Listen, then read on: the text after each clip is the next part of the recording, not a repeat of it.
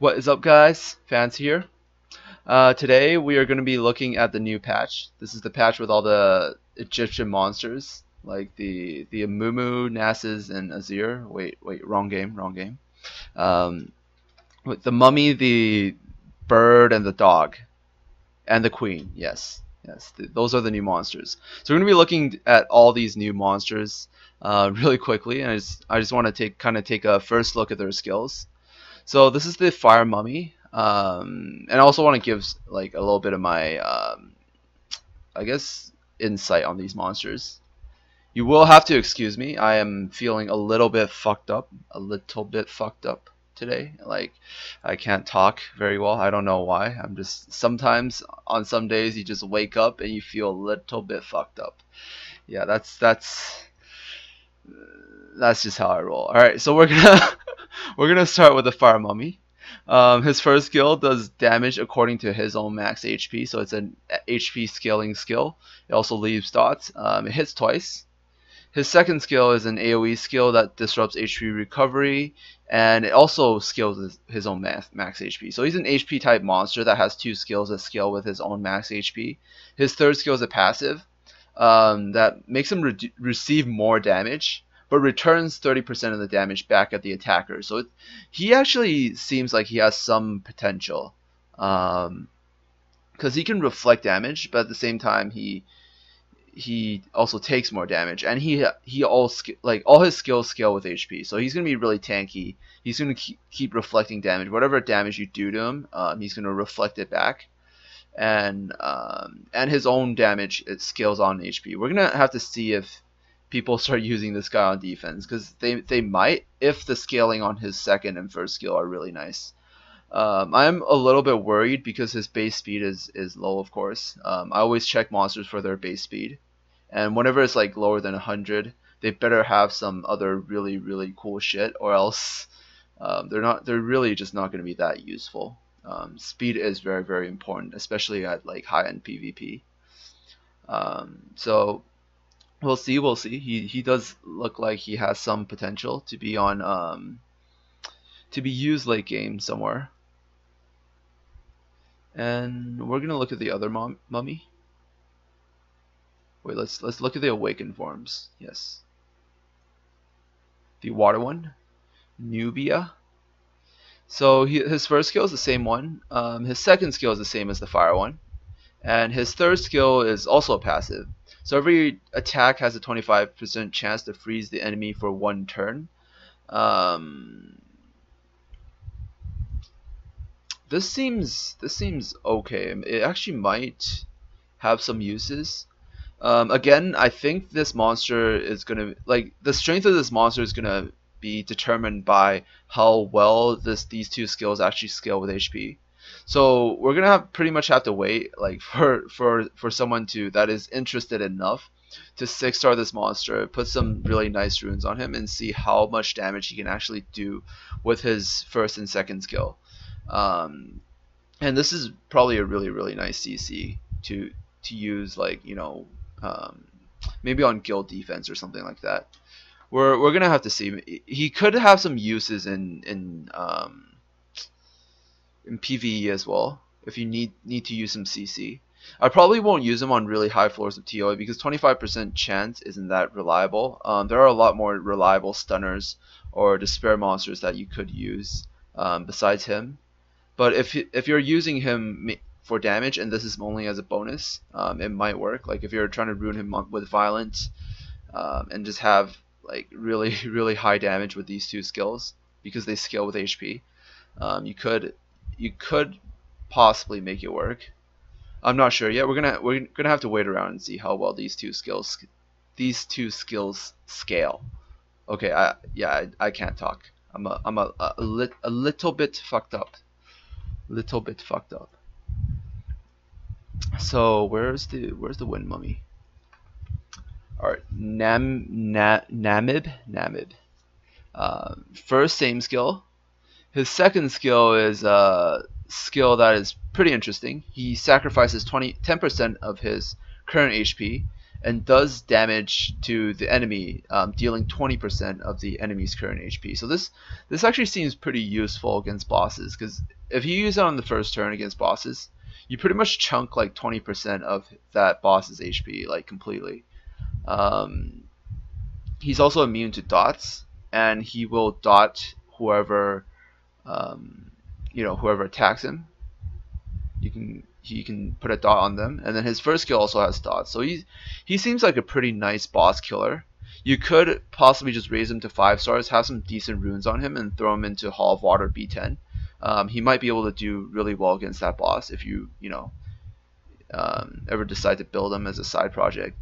Might not need to even 6-star him, like, because his skills don't really scale with his own stuff. You don't really need his first skill to do a lot of damage, so you don't need to like stack his HP super high. You just kind of need him to maybe like on violent or something to use his skill as much as possible, and then dot as much as possible, pretty much. Yeah, that's the Wind Mummy. The light and dark ones. I think these ones are the most important, because they are getting added to the light and dark pool. So whenever you get a light and dark scroll, you really don't want to. You want to pull them if they're good, or if they're not good, you would regret not using your light and dark scroll before the update or something like that. I have a light and dark scroll saved. I'm not sure if I should have used it before or after the update. But basically, the light mummy has the same 2 skills as the wind one, but his third skill is a revive skill, and what it does is it revives someone, and then it balances the HP of this guy and the revived monsters. This probably isn't the best revive. There are a lot stronger revives in the game. Brian's, for example, or something like that. I think Brian's balance is a little bit better than this balance, because this is between 2 units, and then Brian's is between like 4 units, and 4 units if it's arena, or like 5 units if it's PvE, and 3 units if it's like guild battles. So if you have an AoE healer, you could heal back up like a lot easier if you're using Brian's revive. This probably isn't the best revive skill, but it is a revive skill, like, so I guess you could make him useful as a reviver if you're missing one for like Dragon's B10. You want to build a revive team or something. I'm not sure how well he's going to do late game. But at the same time, if you need a reviver for any PvE team, he might work pretty well, because his second skill and his first skill does dots, and second skill does damage based on enemies' max HP. So you can really like chunk the boss really hard with his second skill.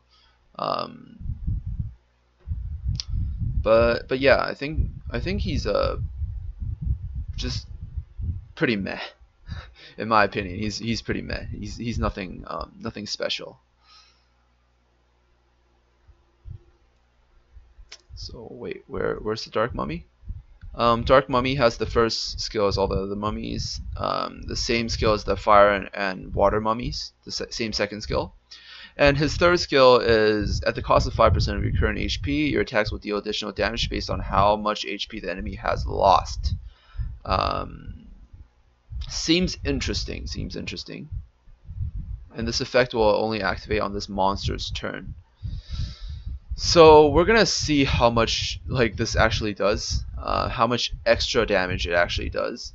I'm sure someone can calculate it, like run some tests. I'm not the type of player to do like crazy calculations and stuff. I'm a little bit lazy. Sometimes I do wait for other people to test stuff out. I don't have that much resources, because I am a free-to-play player. I don't have like a bunch of resources to keep 6-star monsters, keep maxing out runes and all that. So I kind of have to be careful on what I actually invest in. So we're gonna just have to wait around and see if any of these monsters become something like useful. I think the only way these monsters are useful is if they're first and second skill, especially the fire, water, and dark ones. If their second skill scales really well with max HP, like if it hits really hard, like Kumar's third skill or some shit like that, then he's a good monster. If not, then he's just gonna be He's just going to be another 3-star. Wow, I've spent a lot of time on the mummies. So, actually, I think I should look at the... wait, never mind. I'll do the monsters one by one. So this is the fire dog. I don't wait. What's his unawakened name? Anubis or something? They really call these things Anubis. Okay, so his first skill is disrupt HP recovery. Hits twice. Second skill deals damage proportionate to your own max HP and recovers 15% of the damage dealt as HP. And his third skill grants a shield that lasts 1 turn. Ally with the least HP, the amount of damage the shield absorbs is proportionate to your level. So I guess this is kind of similar to like a Case's shield or something, but it's only 1 turn. It might not be able to block anything at all. If you get your turn and then the monster on your team gets a turn, and then the enemy attacks, then the shield's already gone, since it only lasts 1 turn. So that kind of seems a little bit awkward. His second skill is, I don't know, we're just gonna have to see how well it scales because it is just a damage skill.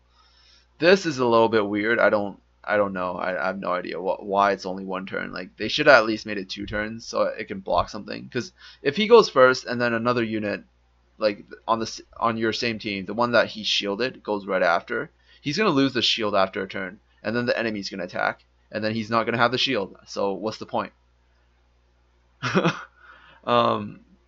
Obviously he could go and then the enemy could go and then the one with lowest HP would go, but you don't know how it's gonna work because you're gonna have to like speed tune that properly. And even if you speed tune stuff properly, like it'll only work well on the first few turns, because after that, if the enemy has any sort of like attack bar decreasing or attack bar, anything that affects your attack bar, your speed's gonna get like, you know, the turn of your monsters are gonna get fucked up. So yeah, it's a little bit awkward.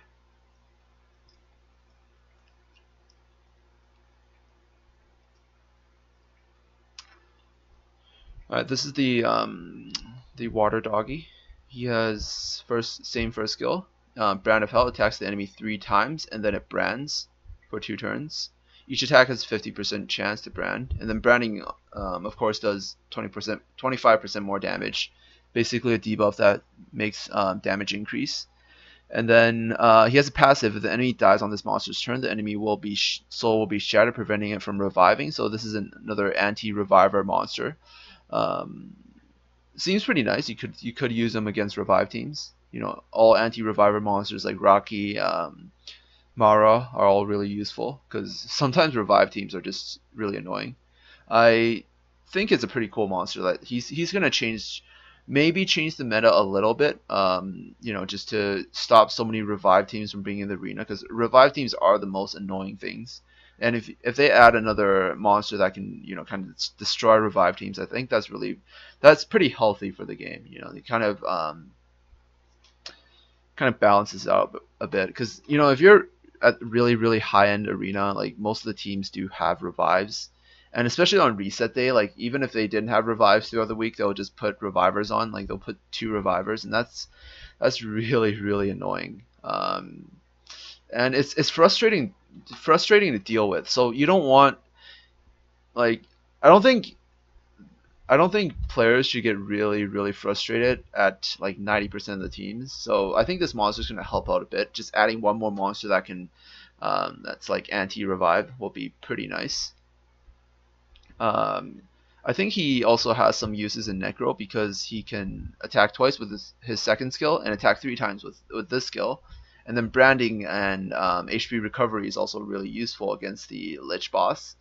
And the anti-revive is also really useful against the Lich boss if you happen to kill the Lich boss on your turn. Yeah, so pretty cool monster.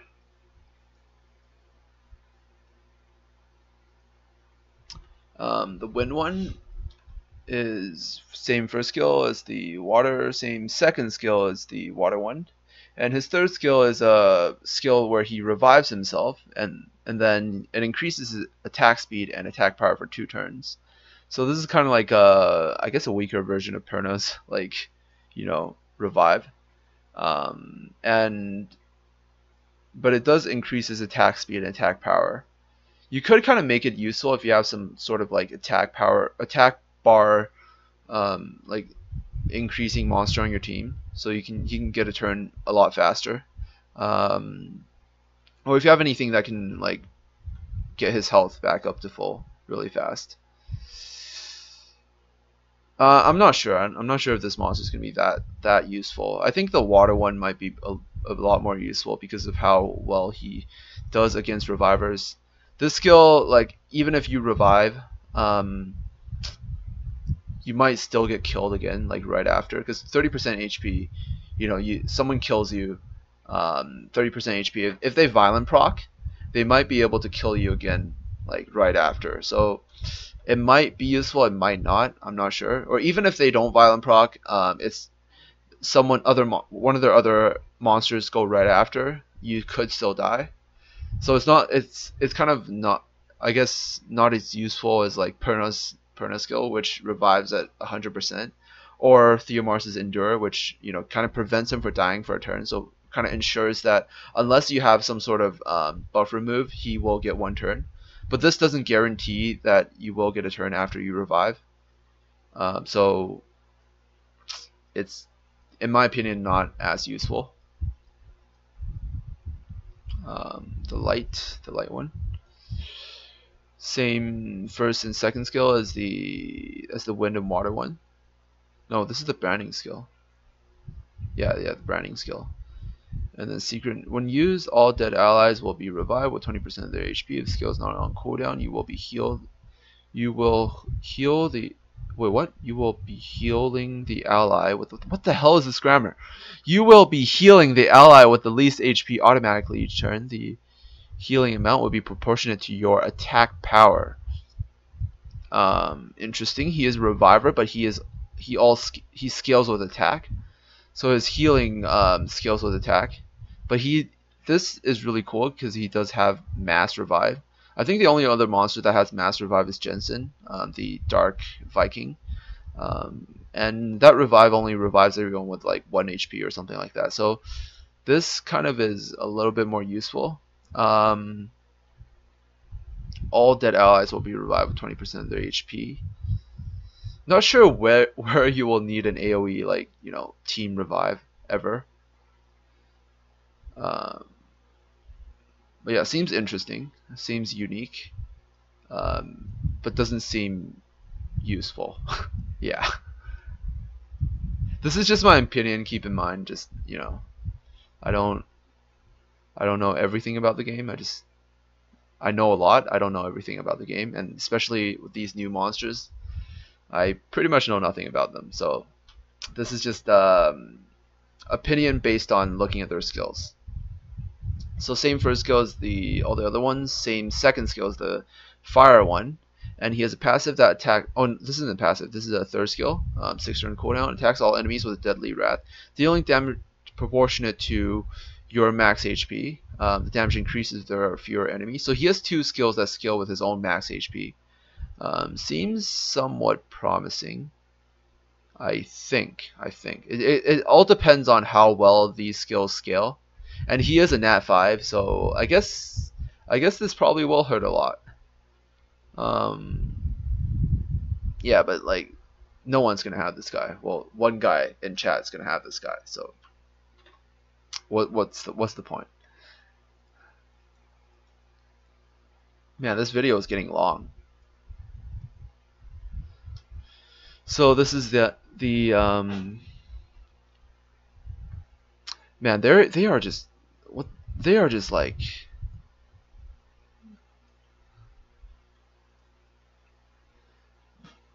these guys look awfully familiar. Like, no. I want to say he looks exactly like Azir. Azir from League of Legends, for those that don't play. So his first skill deals. What is with these names? Dua Mutef. Overpower deals damage to an enemy. Chance to decrease attack bar. So he has an attack bar decreasing first skill. Increases the defense of all allies for 2 turns and decreases the chances of receiving critical hit. So this is probably the best defensive buffer, I think, like ever, because defense buff plus the critical hit buff is really nice. Might be able to use this for TOA hard. Attacks the enemy absorbing 30% of his attack bar, setting for 1 turn with a 70% chance to damage the skill increases according to your defense. So he scales with defense on his 3rd skill. This is a buff skill. Doesn't heal, only buffs defense and critical and chance to receive critical hit. I don't think I can fit him on a TOA team though. He doesn't provide enough besides his skill. It's kind of awkward to use him in PvP too, so not that sure about this monster. Alright, this one. This one is the one I'm excited about. This guy is probably the strongest one from like in this release. Probably the strongest monster. He has the same first skill as all the other ones. His 2nd skill attacks all enemies and decreases 30% of their attack bar, and their attack speed with a 50% chance. So this is similar to Spectra's 3rd skill, attack bar decrease and slow. And this damage will scale according to his own attack speed, and he will want to build him fast, because his 3rd skill is a buff skill that increases attack power and critical rate for 2 turns, and it also makes him invincible. So this is like a stronger version of Saik's buff, or Aquila's buff, because it also gives you invincibility. And his 2nd skill is like Spectra's 3rd skill, which is really insane. So this is a monster that has multiple uses. You can use him as an attack bar decreaser with slow. At the same time, he can also buff your team with really nice crit and attack buff, which could possibly use this with Devolution. And since he has invincibility, if the enemy doesn't have any strong CCs, and they're like pretty slow, you might even be able to like triple Lucian or some shit like that. Like it's possible, because you can just put him on leader for like resistance. Resistance is always useful, and then he'll just keep buffing like crazy attack power and crit rate buffs and invincibility. Not sure how many turns you can decrease this to, but it doesn't really matter, because if you're using like Devolution or something, you want to kill the enemy pretty much in 1 turn. So yeah, that's pretty much it. And the naming of these monsters are insane. How do I even read this? Kebesinif? The hell? I give up. I give up. That's too much. That's too much. Immensity. Or this I can read. Same first skill, Desert Wind. Same 2nd skill as the water one. And this one is a little bit different. Increases the defense and critical rate of all allies for 2 turns, and then fully fills the target's attack bar. So it's a single target skill. It will fill the attack bar of 1 unit, and at the same time increase the defense and critical rate buff of all allies. So immediately I think like this monster is going to be really nice in combination with Copper, because you can just buff up and then make Copper attack right after, like immediately after using this skill, because you fill up his attack bar. So seems pretty cool, I think. Attack, defense, and crit rate buff. And yeah, this 2nd skill is really strong as well. So this guy is also a pretty nice monster. You could use him with any nuker that scales with defense. Like if you have like a basalt or something, build him. If you want to build a nuker build, you could do it that way. Maybe. I don't know. I'm just throwing out random ideas out of my. I'm pulling random ideas out of my ass. The light one, same first skill, same 2nd skill as the fire one, and then recovers the attack bar of the ally with the lowest attack bar 20% chance, and increases that ally's attack power for 1 turn. Or this probably is is a lot more useful than the fire one's passive, because attack power debuff is on your turn. So attack power buff is on your turn. So when that ally attacks, he's going to have the attack power buff, and yeah, whoever has the lowest attack bar gets this. So if you have a nuker that is like really slow and all your monsters are really fast, you could use this, you know, in combination with that. Like if you have a Theomars or something, you build them really slow. You have other monsters that are really fast. You can possibly use this, and then this, you know, this is really nice defensive buffs. Not sure how useful this monster is. It looks pretty decent on paper, but I think it might not be that practical, because you know you might not always be buffing up your buffer, and these two debuffs are really nice to, like, you know, negate a lot of damage, but at the same time he doesn't provide that much. Like this only prolongs the inevitable, so he needs to be able to provide something for the team besides stalling or something. I think it's just how I feel, you know, about this monster. Or where's the dark one? Wait a minute. All right, here he is. Same first skill, same second skill as the wind and water ones, and recovers 15% of the attack bar each turn if the enemy gains a turn. I think this guy is really strong because he. Alright, think about this. He has an attack bar decrease on his first skill. He has an AoE attack bar decrease and slow on his second skill. And at the same time, you can make him really fast, and he gains his attack bar every time the enemy gets a turn. So after the enemy gets a full turn, that's like 4 people. That's 60% of his attack bar filled up already. If you have him a lot faster than the enemy, and what in combination with his attack bar decrease, whenever they get a turn, you're just gonna be getting a lot more turns before they do. So I think this monster is gonna be able to provide a lot of turn advantage, not just in PvE, but in PvP as well. Like he's like in my opinion like this, just a super strong version of Hua, because he has attack bar decrease. This 50% chance definitely can be upgraded, like you know, if you skill him up. And this skill, like I think it might be able to be lowered to like 4 turns at the very least, you know. And so he already has 2 skills that skill with well, that decreases attack bar. He has an AoE slow and AoE decrease attack bar, and he increases his own attack bar. So he's going to be getting a lot more turns. He's going to be able to keep proccing these, and then if you ruin him with like violent or something, he might be able to get a lot of turns, and then just, you know, do this over and over again. And then whenever he's not getting a turn because, you know, he didn't get violent, or for some, like he didn't proc violent, or you know, it's not his turn, he's still going to be able to gain attack bar whenever the enemy moves. And then after 4 enemy moves, like if it's in the arena, he would have already gotten 60% of his attack bar back, and then he can like immediately go after. So this monster is in my opinion going to be like top tier, not just for PvE, but like for PvP as well. It's kind of like Verd, kind of like Hua, you know, useful because of their utility. This is a monster kind of like that. Alright, so we are at the Desert Queens. It's already like half an hour. This video is long as hell. The Desert Queens all have leader skills that like work everywhere.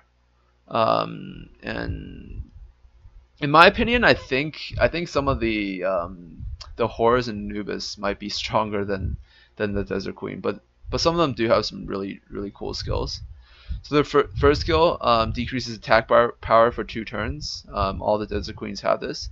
Attacks all enemies 3 times. Each attack has a 50% chance to decrease the enemy's defense, increase the enemy's chance of landing a glancing hit, or disrupt the enemy's HP recovery. This is a pretty useful skill to put on, possibly put on defense, because you can land a lot of random debuffs on the enemy. At the same time, I think it might be somewhat useful for TOA, for glancing hit. I think HP recovery and defense debuff probably isn't that useful for TOA. So maybe you could use her in certain dungeons. You could use her in the arena if you want to. Wait, let's just look at our third skill first. Attacks an enemy, stealing all beneficial effects and set all enemy skills on max cooldown. So this is like a stronger version of like Lumi and Delphoi's second skill. Also steals all their beneficial effects, and then puts their skills on cooldown. Yeah, I think she's pretty useful because this in itself, you can use her to counter a lot of enemies, and then whenever the enemy doesn't have immunity, you can just spam this skill, and then it's gonna just give you a lot of advantages, because if you can defense break them, put glancing hit or give them HP disruption, if they're not using like Chasun as their healer or something like that, like HP disruption could be pretty scary. So yeah, I think she's really useful, really good monster in arena offense. Could use her in guild offense as well. On defense, maybe not, but like on offense, you can use her to counter a lot of monsters, especially ones with really strong third skills. Same first skill, attacks on enemies. Same second skill, attacks an enemy, taunting it for 2 turns. This attack also grants you shield that absorbs damage and immunity for 2 turns. The shield amount is proportionate to your level. Interesting. So it's a single target CC, 2-turn taunt. And it gives you a shield and a self immunity buff for 2 turns. I don't know, this seems really easily countered, because taunt can be removed pretty easily. Like if the enemy has like Vermos or anything, this gets removed pretty easily. Or if the enemy has any sort of immunity buffer that also removes, like Delphoi or Veligil on defense. This, yeah. I'll say not as strong as the fire one. That's what I'll say. That's not as strong as the fire one. Attacks enemy, decrease attack power, same first skill. Attacks an enemy, this attack has a 75% chance to remove all beneficial effects. Put the target to sleep for 1 turn. Okay-ish. Decrease the attack bar of all enemies by 70% chance each, and puts them for sleep for 2 turns. So this is probably a really strong CC skill, because you can decrease attack bar at the same time put them to sleep. So anyone you don't want to hit, you could use this, and then you put them to sleep, decrease their attack bar, and then you can focus down one guy. Not a huge fan of sleep, because if you're trying to chain CC them, if you're trying to use her for like TOA or anything, sleep isn't the best debuff, because whenever you use an AoE stun, they might get woken up. Any other form of CC that won't break on damage probably is better. She is not as good as the fire one. Not as good as the fire one. Dude, that fire one's too strong. The upgraded Delphoi Lumi second skill is too OP. This is the Illuminati triangle. It's definitely the Illuminati triangle. It has an eye on it. And she's called Isis.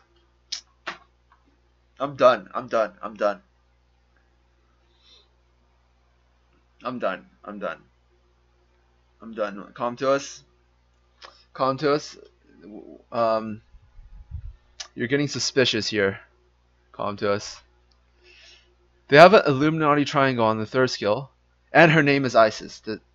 This doesn't sound fishy?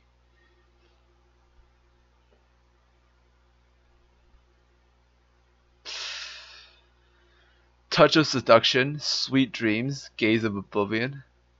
Same first skill, same second skill as the Wind one. And then this is an Oblivion skill, so it's like Tessarian's third skill, Tessarian's passive, but prevents them from using skills with cool, puts them into Oblivion, and then also silences any of their other skills for 2 turns. I guess this is pretty useful. This is really strong. We're gonna have to check what Com2us is up to. Pretty fishy.